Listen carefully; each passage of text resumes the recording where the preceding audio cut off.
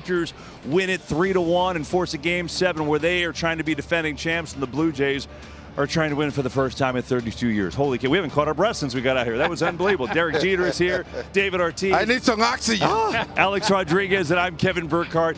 Great talking to Mookie Betts. Let's go back and reconstruct, though, Derek, that ninth inning. That was unbelievable. Sasaki was kind of leaking water even in the 8th inning and got out of a jam. And so 2 on, nobody out. You're bringing Tyler Glasnow, who's never saved a game in his life.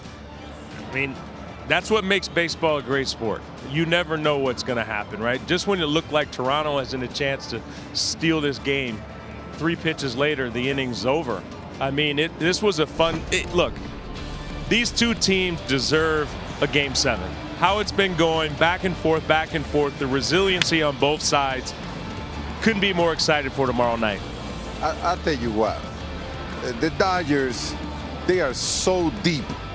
I mean, you bring Sasaki in the 8th to get 6 out. He throw over 30 pitches, and all of a sudden you have one of your starters that had never closed a game to come and close a game. I mean, that is unbelievable. And one thing, guys, I don't know if you guys pay attention to Glasnow body language coming in as a closer. It seems like he was just starting another game. I mean, he brought his best stuff. He know he got 100 in his back pocket, and he used it right away. You know, Kevin, this reminds me a little bit of the late night Lakers back in the day, Showtime, because these guys are champions, and it doesn't have to be pretty, but they're going to win. They're going to figure out a way to win. You know, Glasnow comes in there, you know, 2nd and 3rd, and in 3 pitches, we got a Game 7. It's really, really unbelievable, and they just find a ways to do it. Rojas made 5 or 6 great plays. Give credit to Doc. He pushed all the right buttons today, and here we go. Dodgers had 4 hits, 3 of them in the 3rd inning.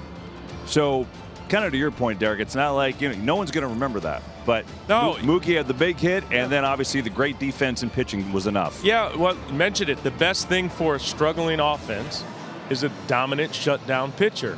And that's what they had. They had the 3 hits at 1 inning, were able to score their 3 runs. First time they've scored 3 runs in an inning. And that's all it took, you know, and then they just rely on their pitching, which the pitching is really what's gotten them to this point.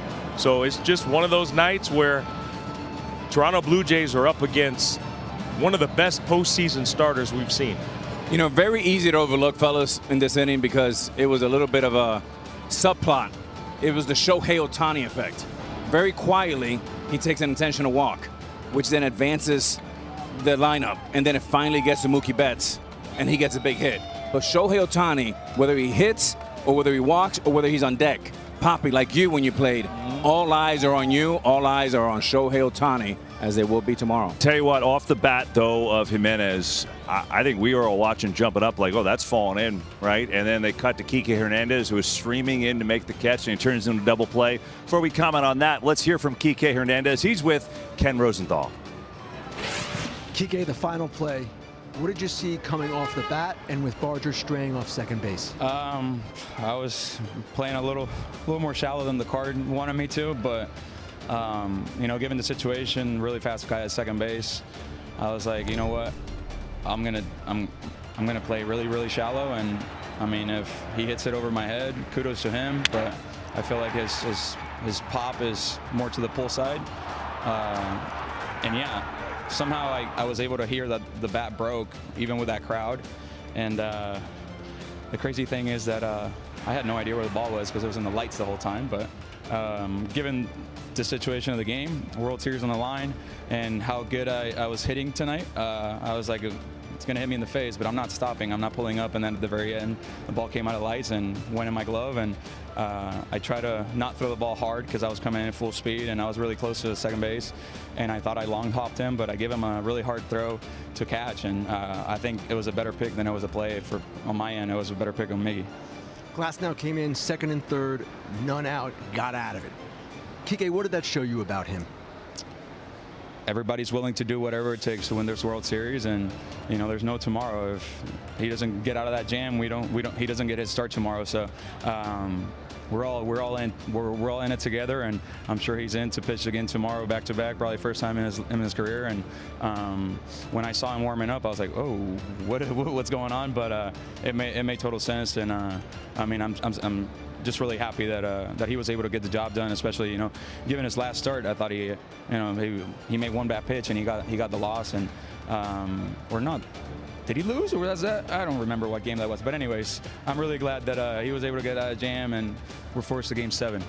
Yes, you said Game 7 tomorrow. Yeah. What would it mean to you, Kike, to repeat as champions? First back-to-back champions since 1998 to 2000 Yankees. Everything. I mean, whether we're back-to-back or the franchise had never won a World Series, winning a World Series is what we all dream of, man. And the fact that we did it last year is, I think it's more of a coincidence than anything. We're not really thinking about last year, because last year was last year. There's a different group, and we're just thinking about this year. The goal is the same: win a World Series, and here we are at Game 7 of the World Series, like every little kid dreams of. And I mean, it's been a heck of a series, and why not play a Game 7? Kike, thanks a lot. Kevin, back to you. Ken, Kike, thanks. First of all, that was a tremendous interview. I mean, he said, I thought the ball was going to hit me in my face. It's a lot to process. It's a lot to process.